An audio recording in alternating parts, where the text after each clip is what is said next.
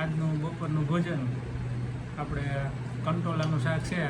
શાકનો રાજા કહેવાય કંટોલા, એટલે કાંટાવાળા કંટોલા થાય એનું ભરેલું શાક છે. લોટ બોટ ભરીને અને માથે દહીં અને ટીંડોળાનો સંભારો, કાકડી, ગોળ, મરચું અને રોટલી, એટલો મેનુ છે બપોરની.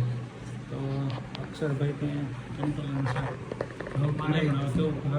ભાવે જ છે. કંટોલાનું શાક, કંટોલાનું શાક, આખા કંટોલાનું શાક, એ છે મસાલો ભરેલો, અને ટીંડોળાનો સંભારો અને મરચાં. આ રીતના મેનુ છે. તળેલા મરચાં. કંટોલા મહિના ભાવવા શું મરચાં, શાક, કંટોલાનું શાક, ગોળ અને ભરેલો સંભારો, ટીંડોળાનો. દહીં આવવાનું બાકી છે. હેફા જેવું દહીં. કંટોલાનું શાક ભાવે?